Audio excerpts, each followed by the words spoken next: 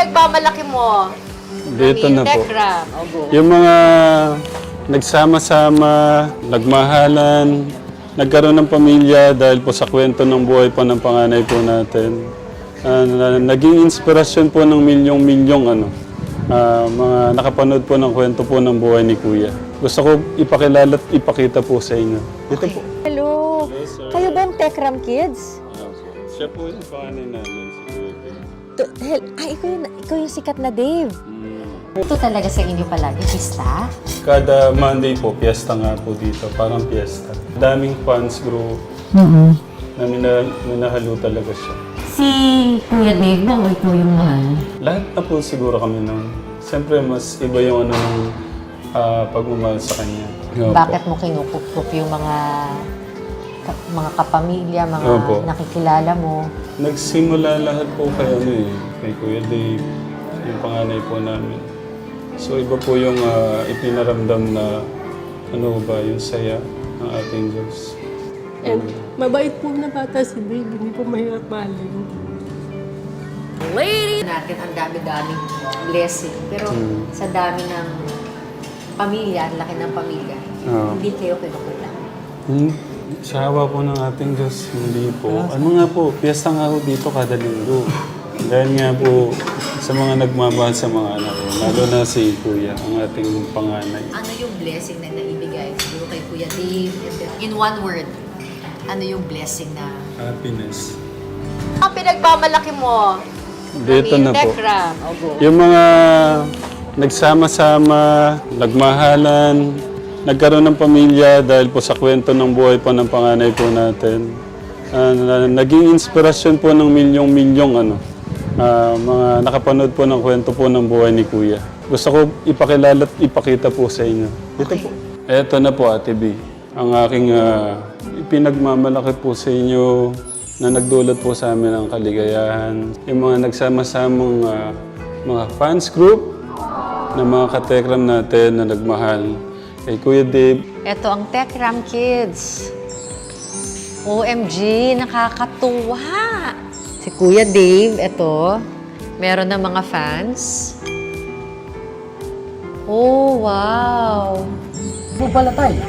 Siyempre, simula nung pinanganak ko hanggang ngayon 2022. Sabihin niyo po ano po yung pinakamasayang memories ko sa inyo? Ay, magandang question. Mula nung napanganak ako. Hanggang ngayon po 2020, ano po yung pinakamasayang memories ko? Mayroon 2021, 2025, 2005 mahal. Dami, Kuya. Yung hindi niyo po mahal, yan na lang. Ang dami-dami. Pero siguro yung tumatatak sa puso ko yung yung makasama ka namin. Kinilig. At isa dyan ang hindi malilimutang storya ng kanyang pag-ampon sa isang batang kargador sa Divisoria.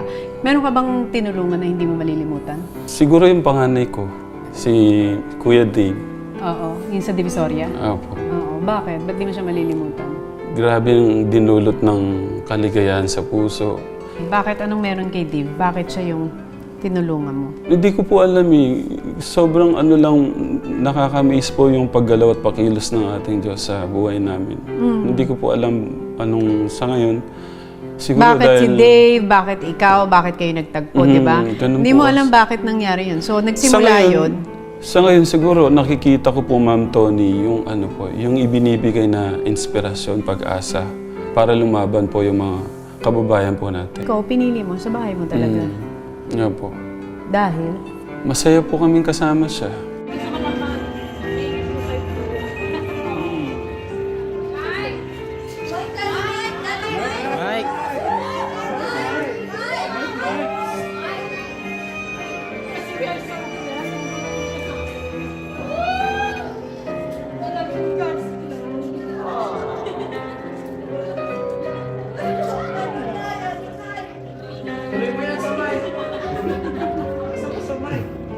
No, God's plan na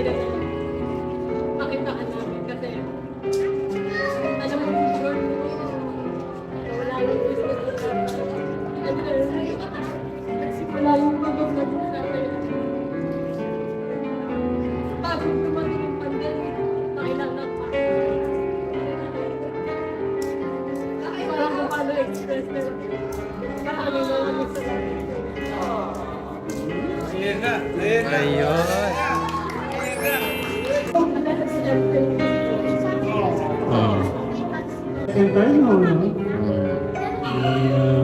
naman, maraming salamat po. At thank you din kay Kuya sa wala niyang sawang pagmamahal sa mga kapatid niya. Grabe! Iba ang pagmamahal ni Kuya Dave sa mga kapatid niya. Unlimited. Wala siyang pagod na kalingay. Kapatid. Kaya thank you kay God. Sobra. Thank you Kuya. Gaano pa natin Maraming salamat na sa pagmamahal kay nanay, sa mga kapatid mo, maraming salamat. Mahal na mahal ka namin at mas mahal na mahal ka ng ating Diyos. Napaka mahiwaga talaga. Tutulong ka lang sa taal. No? Tama. Tutulong ka lang sa taal. Nakita ko yung bata. Actually, nakalis na kami. 3 months sa katawan ko, sabi niya, balikan mo yung bata. So, napaka-bait po ng ating Diyos. Napaka-bless ko po ng aming family Manalastas.